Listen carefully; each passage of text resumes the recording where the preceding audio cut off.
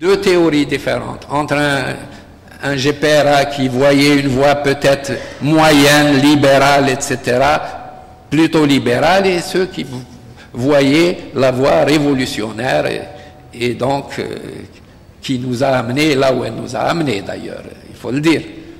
Le socialisme n'a pas été un grand succès dans la politique de développement du pays. Et c'est pour ça que les mêmes qui l'ont mis en œuvre, ce sont les mêmes qui ont mis fin à cette expérience. Donc voilà un peu ce que j'avais à dire sur ce. Il ne faut pas minimiser, je pense, les acquis de ces accords. Ils étaient extrêmement importants, c'est l'essentiel, c'est ce qui était prévu dans la déclaration du 1er novembre, ce qui était prévu dans le congrès, la charte de la Soumam, tout cela a été acquis. Le reste, c'est du détail technique et administratif qu'on peut rattraper à n'importe quel moment. Voilà donc ce que j'avais à donner comme réponse sur ces problèmes du différent entre le MG et le GPRA. Et je m'attendais à cette question, c'est pour cela que je me suis préparé avec des arguments que je crois convaincants. Et quand je vous cite, je vais vous citer pour vous et pour le reste, pour dire que ce problème de négociation n'a pas été mené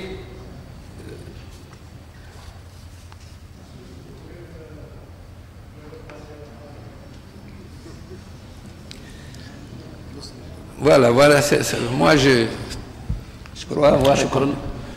إذن حتى نتمكن من تمكين بعض الإخوان المتدخلين وباش ننهي أشغالنا في الوقت المقرر، يعني نتمنى أن السؤال يبقى سؤال ما يحتاجش إلى وقت، لكن إذا فيه إضافة ما تتجاوزش ثلاث دقائق، خاصة ممن عايشون الحدث والإخوان المهتمين بالجانب التاريخي. الكلمة سي تعزيبت زهرة تكلمي. شكرا ونشكر السيو قبلية معالي الوزير حول هذا الاجتهاد اللي في الحقيقة في الوقت الحاضر هو جهاد أيضا، مواصلة الجهاد يعني بتنويرنا من كل هذه المعلومات. بطبيعة الحال كاين معلومات كبيرة اللي تمدت حول هذه الفترة الحاسمة، يعني بعد سنوات وقرن و30 سنة من الاستعمار. فعلا ما كانش مفاجأة أول نوفمبر 1945، لأن قبل 1954 قبل 54 كانت هناك يعني محاولات كبيرة من طرف الشعب الجزائري.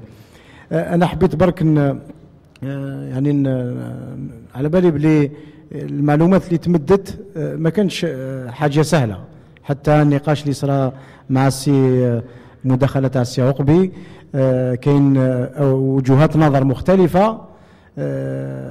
سيتي نظن على حسب واش فهمت، بيان سور ما رانيش ما عشت هذا انا صغير، نتكلم بكل احترام امام اللي صنعوا تاريخ الجزائر واللي جابوا الاستقلال.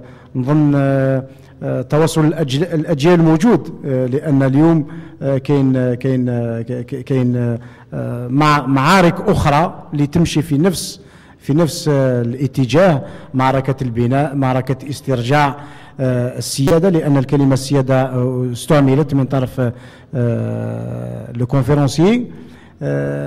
حبيت نقول أن على حسب واش فهمت لي زاكور ديفيون سيتي اون سورت دو كومبرومي، يعني باش نروحوا إلى الأهم. إفيكتيفمون كل حاجة فيها ليسونسيال اي لو سكوندير، مي هذا الشيء يعني النقاش مسموح بطبيعة الحال. واحد يقدر ياخذ الكلمة يتكلم على الشيء اللي صرا انذاك، يقدر ينتقد او يكون عنده مواقف متشددة، ولكن انا يعني من مكاني هكا دو ما بيتيت بلاس جيماجين l'épreuve difficile, les choix qu'il fallait faire, la ruse, l'intelligence, etc. chez les قدموا le conférencier. نظن نحيي هذا l'effort qui a été fait يعني en tant que vice-président de la PN, en tant que député des partis travailleurs, en tant que citoyen algérien, parce que نظن ما نقدروش يكون عندنا مستقبل بلا ما تكون عندنا نظرة objective sur notre histoire. ونظن كل هذا التضحيات اللي تكلم عليها واللي حبست فعلا avec les accords d'Évian، parce كانت تضحيات جسيمة كبيرة، ما كاش حتى واحد اللي ما عندوش أمثلة في الدشرة تاعو، في البلدية تاعو، في الولاية تاعو، حول الشيء اللي داروا الاستعمار في هذا البلاد. ولكن حررنا بلادنا. نظن اليوم يعني أكبر لو بلو غران شوز اللي لازم نديروها effectivement سي كو كل هذه التضحيات ما يروحوش في الباطل. تكلم السيد الوزير، ما نقدرش نتكلم على امور تاريخيه، انا خاطيني بيسك راني devant des acteurs sur les choix qui ont été faits. Bien sûr ça se discute. est-ce que كنا في اشتراكيه، كنا في نظام واحد اخر، كانت هناك خيارات الحزب الواحد، دونك ما كاش تعدديه، ما كاش ديمقراطيه حقيقيه. كل هذا نظن امور تتناقش. الاهم اليوم ان نظن هناك دوله مستقله عندها سياده، وراهي نشوفوا في جميع المجالات، في المجال العسكري، في المجال الاقتصادي، في المجال الاجتماعي، في المجال السياسي، رغم المحن اللي عشناها في السنوات الاخيره، راهي تسترجع كل لي زاتريبيو دو لا سوفرانتي. ونظن فوالا بور تيرميني عندنا كل الامكانيات باش نكونوا à la hauteur de tous les sacrifices اللي تنداروا durant un siècle et 32 années، باش نكونوا دولة متحضرة ديمقراطية اللي تبني سياستها باش تستجيب لتطلعات ومطالب تاع الأغلبية. encore une fois monsieur ولد قبلية، ميرسي بور لا كونفيرونس هذا اللي كانت قيمة جدا. شكرا. كلمة السيدة بيضاط.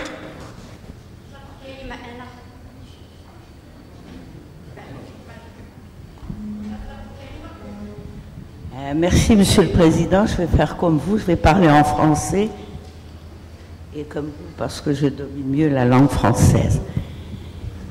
Bien sûr, comme vous devez vous imaginer, comme j'imagine que certains de mes compagnons de lutte ont tenu à assister à votre conférence, parce que je pense que certains d'entre nous savons que vous alliez nous donner des éléments historiquement établis.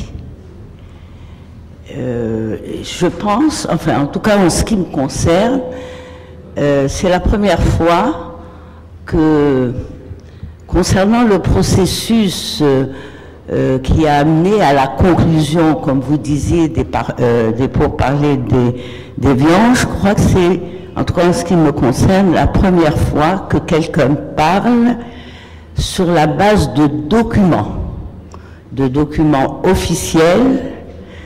Je ne sais pas si ils sont libérés du secret, je ne sais pas comment on l'appelle ce secret, et s'ils sont actuellement mis à la disposition de l'ensemble des chercheurs et de ceux qui sont intéressés par notre histoire. Mais je crois que c'est un jour important parce que vous nous avez, sur la base de documents, décrit ce processus que moi, en tant que membre de ce peuple combattant, j'ai suivi de l'intérieur d'une prison. Et le témoignage que je veux donner, c'est un peu les réactions que, en tant que combattant, en tant que personne totalement concernée par le devenir du pays, comment nous avons suivi ce moment de l'histoire algérienne.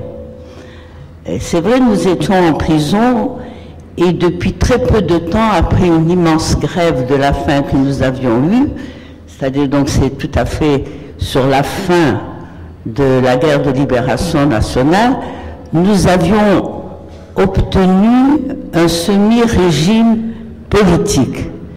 Parce que jusqu'à l'année 61, nous étions considérés par le gouvernement français comme des prisonniers de droit commun et condamnés, nous étions soumis au régime de droit commun. Donc de travaux que nous refusions parce que nous avons continué à nous battre en prison comme nous pouvions. Et au bout de cette immense grève de la faim qui avait été suivie par toutes les prisons en France, nous avions pu obtenir d'avoir, ce qui était très important pour nous, la presse. Et donc c'est à travers la presse que nous avons suivi ce processus. Alors je dois dire que ce qui nous avait frappé à l'époque, et bien sûr, la presse ne disait pas tout. Mais ce qui nous avait frappé et qui nous paraissait évident, c'était l'habileté fantastique de nos négociateurs. Je me souviens de leur arrivée à Melun, comment à Melun, et puis je voudrais que pour les jeunes qui sont ici, qu'ils se rendent compte de ce que ça pouvait signifier à ce moment, pour nous, qui avons été toujours considérés comme des riens, qui avons subi la torture, qui avons subi toutes les vexations avant la Révolution, pendant la Révolution, de voir arriver deux Algériens reçus de manière officielle à la préfecture de Melun. C'est vrai, Melun, c'était une petite ville française, mais n'empêche, on a forcé les portes et les nôtres étaient là et ils faisaient face aux Français et publiquement. Eh bien, je peux vous dire, je ne sais pas ce qui se passait au niveau du FLN, du GPRA, du CNRA, de l'état-major, mais je peux vous dire que pour les milliers de prisonniers en France, en Algérie, et pour les millions d'Algériens ici qui ont continué à se battre seuls, qui ont continué à supporter la torture, eh bien ce jour-là a été le jour de notre victoire. Ça, il faut que les choses soient claires. Nous n'avons pas eu le sentiment de trahison, nous avons eu le sentiment que, bien que, par exemple, en ce qui me concerne et en ce qui concerne les sœurs qui étaient avec moi en prison, bien que cela faisait 5 ans que nous étions en dehors du combat, eh bien nous avons eu ce sentiment profond et merveilleux et une joie exceptionnelle de dire, eh bien nos frères ont continué et ils ont réussi puisqu'ils ont amené les Français à venir et à les recevoir publiquement, même dans une petite préfecture, mais l'Algérie, elle a sorti sa tête. Et ça, je crois que je ne sais pas quels sont les problèmes qu'il y avait entre ils ont ou ils n'ont pas, mais pour l'ensemble du peuple algérien, eh bien ça a été ressenti comme une grande, grande victoire. Et tout au long des conversations, je vais m'arrêter là parce qu'il y a beaucoup de choses à dire et je ne veux pas monopoliser la parole, mais je voulais vous donner le témoignage de quelqu'un qui a suivi de loin les pourparlers.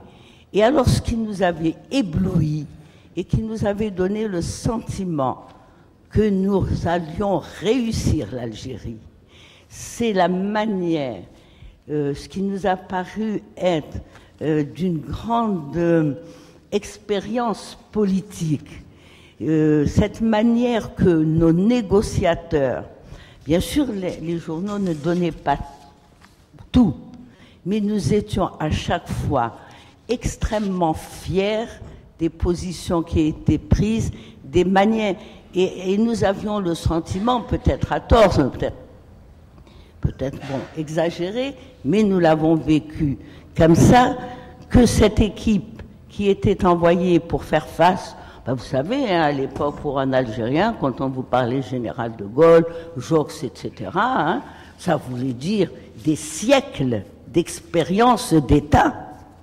Et quand on voyait un petit Ben Yahya tout maigre et maigrichon qui avait une petite licence de droit et qui était capable de tenir tête à deux breuils, etc., ben nous, c'était notre fierté et c'était la conviction acquise à ce moment que l'Algérie allait être indépendante, que quels que soient les pièges que les Français, bien sûr, allaient poser, parce qu'on savait très bien comment la France défendait ses intérêts, et bien que quels que soient les pièges qui étaient posés, quels que soient les nôtres, allaient les déjouer, ou même s'ils paraissaient avoir acquiescé à des choses qui n'étaient pas totalement ce que nous voulions, eh bien nous étions convaincus qu'il s'agissait aussi, hein, on connaissait l'histoire française et la diplomatie, etc., eh bien qu'ils ont été des diplomates de haute volée,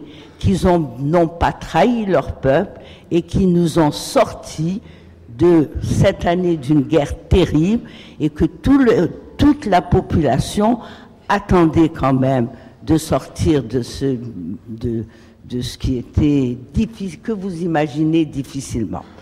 Voilà, je voulais simplement donner ce témoignage. Et remercier Ultra Blia d'avoir pris cette initiative et ce serait intéressant pour les Algériens, surtout pour les jeunes, surtout pour nos étudiants, que des choses arrivent jusqu'à eux, parce que il apparaît dans votre exposé que vous vous basez sur des documents réels et officiels, et je vous salue pour cette initiative. Merci. Quelques mots pour Madame Bitat. Je vous remercie de votre intervention. Vous avez parlé de la fierté que vous avez eue en apprenant que 2 délégués algériens étaient arrivés à Melun. Votre fierté devrait être beaucoup plus grande lorsque vous saurez qu'ils ont été accueillis avec messieurs les plénipotentiaires.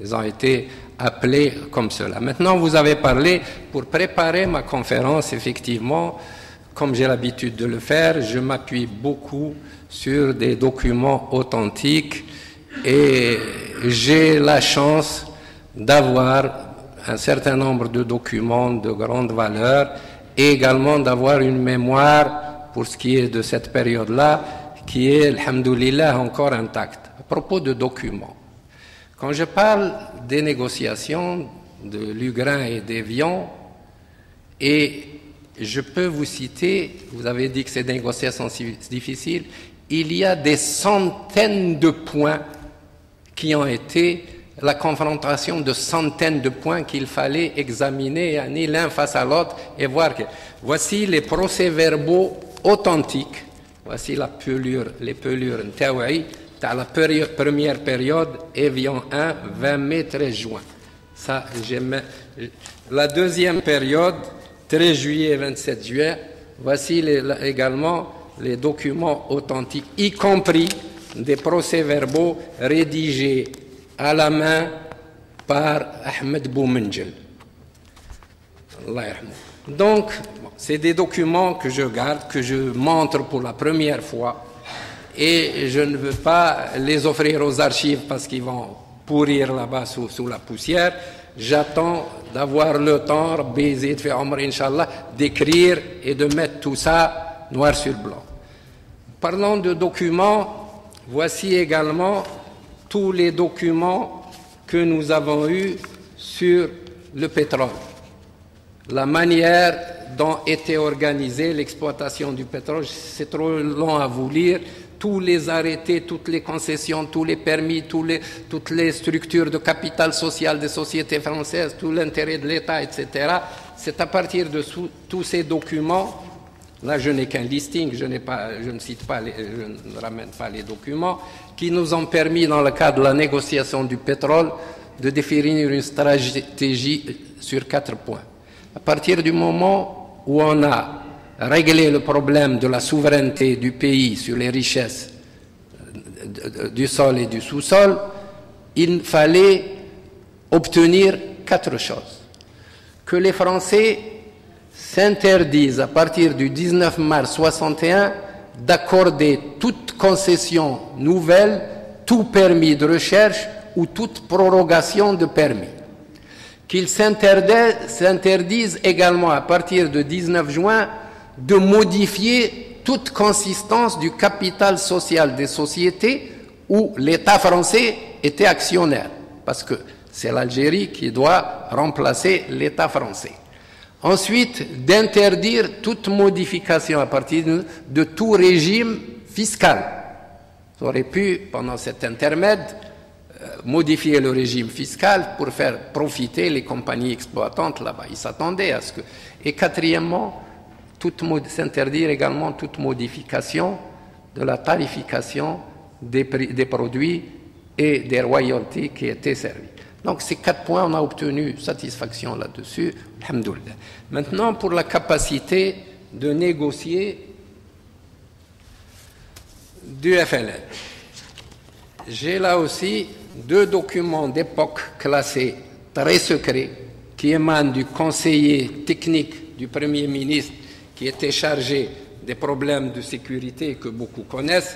Il s'agit de Constantin Melnik, l'une datée du 6 février 61, où il donne des précisions pour voir comment il sera possible de noyauter la délégation, et la deuxième également datée du 21 mars, où il donne un certain nombre également de recommandations, comment s'organiser à Tunis, pénétration du GPRA en Suisse, pénétration de la délégation, surveillance des milieux, etc., des ambassades, pénétration de la délégation. Enfin, un certain nombre de mesures tout à fait ridicules, parce que, à partir du moment... Mais là, sur une de ces notes, voici ce qu'il dit. Le GPRA compte certes des habiles politiciens, des organisateurs efficaces en matière militaire, des négociateurs de talent et des propagandistes très qualifiés. Cependant, il ne semble pas que les dirigeants rebelles aient la moindre expérience de choses de l'État, devant lesquelles ils paraissent assez désarmés. Dirigeants d'une rébellion, ils ne connaissent pas les problèmes que pose l'exercice du pouvoir ou la gestion d'une administration. La réflexion de Dahleb sur la nécessité de dossiers peut être alors interprétée comme un désir de pallier cette insuffisance. Et voici la recommandation qu'il donne. On peut alors se demander s'il n'est pas de l'intérêt de la France de tenter dans ce domaine, d'échange de dossiers, de former la pensée des leaders de la rébellion. Le mot former est un mot peut-être suranné. Aujourd'hui, on en dirait de formater la pensée des leaders. Or, il est malheureusement à prévoir qu'une telle tâche ne pourra être menée à bien pendant des négociations à caractère officiel d'une part, car celles-ci seront nécessairement courtes et générales, et d'autre part qu'elles risquent d'être viciées par la susceptibilité quasi maladive des rebelles. Par contre, cette mission de formatage pourrait très bien être confiée au réseau Calliope du SDES, qui l'ajouterait à ses missions normales de renseignement et d'intervention. Ce réseau Calliope a été découvert par nos soins et il a été très rapidement mis hors circuit. تفضل لي. شكرا. تفضلي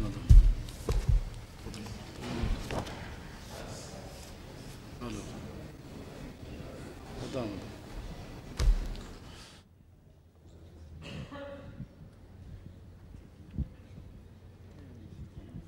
شكرا. السيدة قرب الزهرة مجاهدة الولاية الخامسة التاريخية، حاليا عضو الثلث الرئاسي لمجلس الأمة. سلام الله عليكم وتحية طيبة. شكرا أخي المجاهد على هذه المحاضرة القيمة الذي عرفت فيها الكثير، لأننا نحن في الولاية الخامسة التاريخية في 58 ما بين 58 و 59 من الجيش انتقلنا إلى لاباز العربي بن مهيدي بأمر من القيادة الولاية الخامسة التاريخية. في المفاوضات إيفيون في ذلك الوقت كنا على غبطة من الفرح والسرور، والآن أدخل في الموضوع مباشرة حتى لا أخذ الوقت من بعض المتدخلين. السيد المحاضر والأخ المجاهد جاء في محاضرتكم القيمة هذه التي كنا نتمنى أن تكون كذلك لنا كجيل ثورة، نعرف الكثير ولا نعرف الكثير، لأن في ذلك الوقت كنا شباب لاهين، إلا اللي في السجون في السجن والفي الجيش في الجيش. سؤالي الآن حول اتفاقيات إيفيان مع الوفد الجزائري اللي راه حي يطول في عمره واللي مات ربي يرحمه بعد جهد جهيد وبعد الاستثمار اللعين وبعد حرب ضروس لا ميزان لنا معها في أسلحتها وقواتها، وإحنا بدينا من شيء لعدم وأصبحنا نتفاوض، فهذا شيء جميل. لما يكون في هذا اليوم وهو عيد النصر وننتقل إلى الثانويات وللمحاضرة مع الأساتذة إلى آخره، يطرح سؤال دائما علينا، وهذه فرصة سعيدة لأن نحن الآن في ديمقراطية تسجيل التاريخ بإيجابياته وسلبياته للأجيال القادمة. ما دام موجود معنا هنا في هذه القاعة وخارج القاعة رفقاء مجاهدين كانوا على علم بذلك ودراية ولهم محاضر وأرشيف، ونتمنى من أخي أن هذا الأرشيف يحضره والله يطول في عمرك ويفوت في التكنولوجيا عبر الانترنت لكي نعرف لتاريخ الثورة الجزائرية. في اتفاقيات إيفيان كان شيء غامض ونحن كنا لا نستطيع أن نجيب عليه في المحاضرات واللقاء مع الطلبة. الشيء الغامض هو أن الاتفاقيات فيه بعد استرجاع السيادة الوطنية فيما يخص لاباز نتاع وارن المرصى الكبير من القوات المستدمرة حين ذلك، في اتفاقيات مدة سنة معينة، والحمد لله جاء الجلاء قبل الموعد وهذا شيء جميل. فيه كذلك اتفاقيات حول الصحراء، ونحن الآن الجزائر والأجيال تدفع ثمن غالي في الأرض وفي الإنسان بتجاربها النووية والتكنولوجيا في ذلك الوقت. وفي الستينات كنا في حرب مع المستدمر، وهي بدأت في الستينات تجاربها النووية. سؤالي إليكم وإلى كل من له شيء وخبرة وأنتم كنتم ولكم ملفات في ذلك، هل في الاتفاقيات بين الوفد الرسمي الجزائري والوفد الفرنسي بند ومادة تمنع بعد الاستقلال واسترجاع السيادة الوطنية التجارب النووية في صحرائنا في ذلك الوقت؟ لأنها بعد استرجاع السيادة الوطنية، بعد ما استرجعنا سيادتنا الوطنية، كانت عندنا دولة في وقت الأمير عبد القادر ولكن احنا استرجعناها بعد الاسترجاع للسيادة الوطنية، ظلت المستدمر اللعين في تجربته، وهذا ما أدى إلى يومنا هذا في أجيال، وإحنا نشوفه في الصحف وفي التلفزة وفي المحاضرات، أجيال تزداد مشوهة، والصحراء كصحراء كرمال كنبات كإبل كحيوان، إذن فيها أشياء مادة سامة. وبين قوسين في ذلك أصبح الشعب الجزائري أو المنظمات أو الدولة الجزائرية، حتى رئيس الجمهورية قالها في سطيف بكلمة عبارة في 45 مايو الذكرى، أن أصعب مستضمر الذي جرب قنبلته النووية الذرية والبيولوجية في الصحراء أكثر من اليابان ومن الصين إن لم تخن الذاكرة. إذن أنا أريد، هل هناك بندا صريحا في ذلك؟ شكرا يا أخي، وأستسمحكم إن أزعجتكم. شكرا مدام. كلمة لسي جيلاني وبعده سي عبد الكريم قريشي. لأن في التدخل لما رديت على أختي الزهرة قلت فيه 4 مواد فيما يخص البترول، اتفاقيات من بعد الاستقلال واسترجاع السيادة الوطنية، أن البترول يرجع في تسييره وبحثه وفيما كل شيء حتى أننا أممناه، شيء جميل. وهل هناك مادة أخرى خامسة تضيف إلى التجارب النووية في الصحراء؟ وشكرا أخي.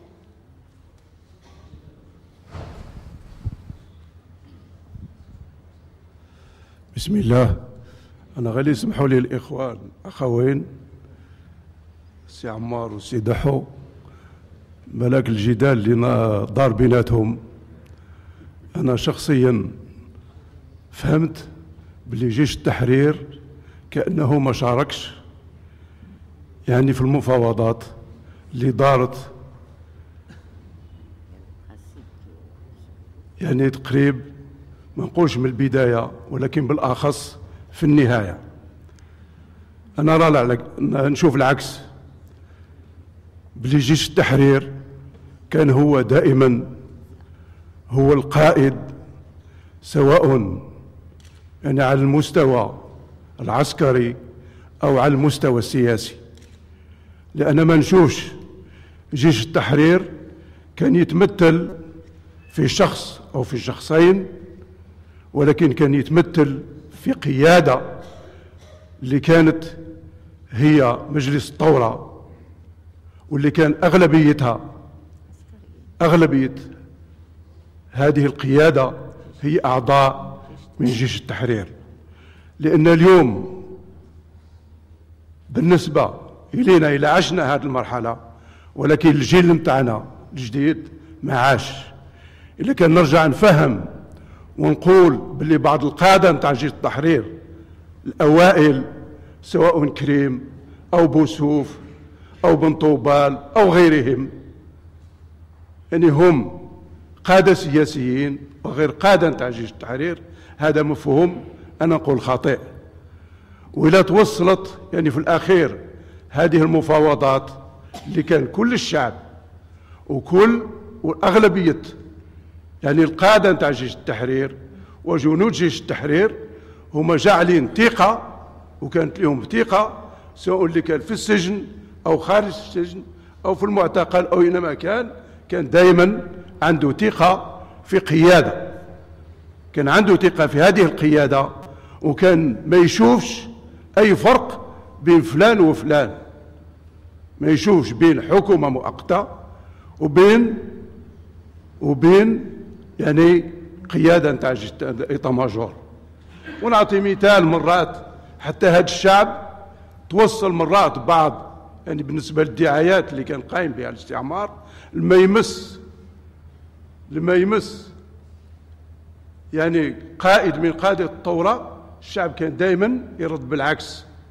نعطي مثال معليش ويسمحوا لي كل الإخوان، مرة صوت البلاد قال على الأخ المرحوم يزيد، قال مشى باش يعني بالدارجة هاك باش يخدم ميريكان، ولكن خدم ميريكانية. ولكن الشعب هذا رغم هذه الدعايات اللي كانت توصل لهذه الدرجة نمس الشخص في الأشياء الشخصية، ولكن دائما كان ثقة يعني في هذه القيادة. أنا نقول بلي جيش التحرير كان دائما هو القائد، سواء على الجانب العسكري أو الجانب السياسي. ما نجمش نخرجه اليوم بلي هو خارج يعني المفاوضات. حاجة واحدة كذلك نرجع للسيد حو، نقطة إلى هذه المفاوضات والاتفاقات اللي وقعت، كان أنا ماذا نشوف من الأحسن كان يزيد يكمل المرحلة اللي من 19 مارس لحتى بلاك يعني الاستقلال، تقرير المصير، يعني بلي هذه المفاوضات وهذه الاتفاقات هي نفسها والكثير منها تكسرت فيها 3 شهور. والمثال الأول اللي كان بالك الفرنساويين معتمدين عليه للمستقبل يعني هي لا فورس لوكال. هاد لا فورس لوكال اللي ما توصلتش يعني شهر 15 20 يوم شافت الضوء، ولكن من بعد كل راحت. هذه بعض الاشياء اللي كان قلت ماذا بيا لو كان السيد حو يزيد يتوسع فيها، يعني في المرحله اللي من 19 مارس حتى المرحله نتاع تقرير المصير. وشكرا. شكرا. سي عبد الكريم قريشي وبعده سي بنيوس. شكرا. بسم الله الرحمن الرحيم. الحضور الكريم، السلام عليكم ورحمة الله تعالى وبركاته. أولا أتقدم بالشكر الجزيل إلى معالي الوزير على هذه المحاضرة القيمة وعلى هذه المعلومات المفيدة في تاريخنا المضيء، وبارك الله فيك. طبعا قضية فصل الصحراء عن الشمال من بين المواضيع الهامة التي أخذت حيزا كبيرا في مفاوضات إيفيان بين الجزائريين والفرنسيين، ولا شك أن الأخ المحاضر أعطاها مكانا جيدا. طبعا أنا لست معقبا لأني لم أعيش الأحداث، لكن سأطرح سؤال بسيط جدا. إذن أقول مما لا شك فيه أن قضية الصحراء أخذت حيزا كبيرا في المفاوضات الجزائرية الفرنسية، فإلى أي مدى أدت هذه القضية إلى تأخير استقلال الجزائر؟ وإلى أي مدى عجلت الانتفاضة التي قامت بورقلة أي أثناء زيارة المبعوث الفرنسي يوم 27 فبراير 62، أي 20 يوم قبل تاريخ وقف إطلاق النار 19 مارس؟ وشكرا. سي بنيوس.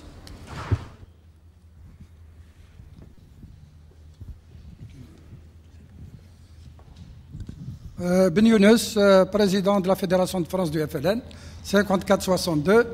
D'abord, je tiens à féliciter Sioud Qablia parce qu'il a 2 casquettes.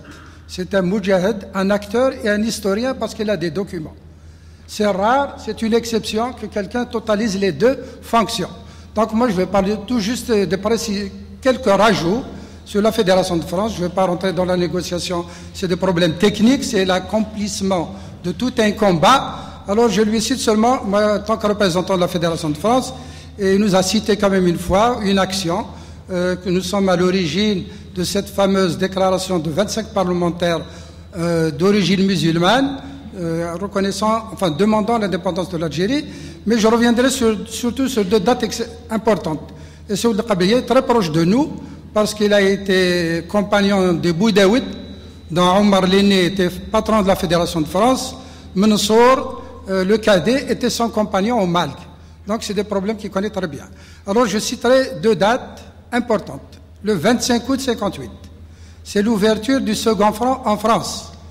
Donc j'étais l'un des acteurs, il y en a d'autres dans la salle qui étaient avec moi. Donc c'est ce qu'on a appelé l'ouverture du second front.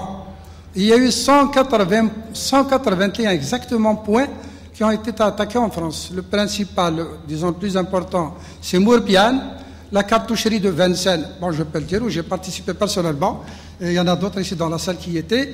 Donc c'était de faire pression, comme à la veille de chaque, effectivement, négociation. Les 2 parties essayent, et c'est normal, d'arriver en position de force en négociation. Donc c'était extraordinaire, ça a duré 1 mois, puisque moins d'1 mois, il y a eu la constitution du GPRA, 19 septembre 58. Donc nous avons cessé ce genre d'action. L'autre action, c'est le 17 octobre 61, puisque tu as cité, tu permets que je te tutoie, nous sommes entre Moujahidine, puisque tu as cité les manifestations du 11 décembre à Alger, à Timouchent, et je crois 80 000 Algériens dans les rues de Paris, ce n'est pas peu. Donc ça mérite d'être signalé. Il y a eu exactement 400 morts, 12 000 arrestations, dont 3 000 transférés en Algérie, ce qu'on appelait à l'époque droit d'origine, évacués vers l'Algérie. Et ça également, c'était à la veille toujours des négociations ou pendant les négociations. Alors, les négociations, pour nous, moi j'ajoute juste une chose pour les jeunes. Souvent j'entends De Gaulle attend le istiqlal. De Gaulle nous a donné l'indépendance. Je trouve que c'est une erreur monumentale. De Gaulle a eu, bien sûr, il a mis le paquet, je dis bien le paquet, 4 ans. Il a fait 4 ans tout seul. La guerre d'Algérie a duré 7 ans. 58-62, 4 ans. Donc il a tout essayé. Voyons, bon, mais je pense que le coup de grâce de Gaulle, c'est le putsch qu'a énuméré notre frère du 22 avril 61. Les généraux d'Alger débarquaient à Paris. Et Michel Debré, je me souviens encore, lançait des appels à la radio au peuple français pour aller les accueillir aux aérodromes, les raisonner, leur dire vous perdez la tête, etc. Donc ça a été une pression. Au fait, je pense que De Gaulle ne pouvait pas lutter sur 2 fronts. C'est-à-dire le fascisme menaçait la France. Il fallait choisir. Donc il y a eu une forte pression, même du côté de l'armée française, qui voyait ces négociations d'un mauvais œil. Donc il fallait réagir. Et le reste, je ne veux pas rentrer dans le technique. Soud Qabli a bien présenté les choses, parce que les négociations, c'est l'aboutissement d'un combat. Pour moi, le combat, c'était le plus important. Assalamu alaikum. نجاوب قبل ما تروح لي جاوب على هذا النقط. ما الأخت تكلم إذا فيه مواد سرية بالنسبة لاتفاقيات إفيان. ما فيش مواد سرية. فيما يخص الشيء اللي كنا نعرفوه هو أن التجارب النووية في الجو توقفت منذ أبريل 61. إذن كان عندنا أكدين باللي ما يبقاش فيه تجارب جديدة. ولكن بالنسبة للتجارب ما تحت الأرض السوتيران هذوك انطلقت في أول ماي 62، يعني بعد ما الدولة كانت مستقلة. كان يمكن في ذاك الوقت للمسؤولين على رأس الدولة أن يوقفوا هذا الشيء ولا يندوا به ولا يطالبوا المراجعة نتاع الشيء اللي وقع ابتداء من هذا التاريخ إلى غاية 66.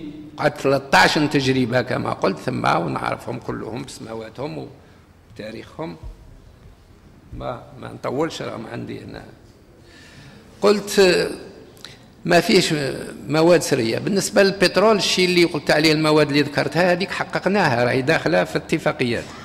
بالنسبة لسي عفان أخي وزميلي، احنا لما تكلمت على النزاع اللي كان واقع ما هدرتش على نزاع بين الجيش والحكومة بين قلت الثلاثي نتاع الجبيرة والثلاثي تاع ليطا ماجور، وقلت باللي فيها مشاكل شخصية ثم مشاكل عقائدية وسياسية، لأن من بعد نجر منها يعني توجه حقيقة ثوري محض في مؤتمر نتاع جوان 62. وهنا الأخ سي طاهر الزبيري كان حاضر أظن. وفي الاتفاقية أنا ما قلتش باللي الجيش ما حضرش. الجيش وشكون القيادة نتاع الجيش؟ القيادة تاع الجيش هي السينارة، والسينارة متكونة في 49 هذوك اللي انتخبوا في الاتفاقية، كان منها 4 ضد معروفين، سي بومدين، سي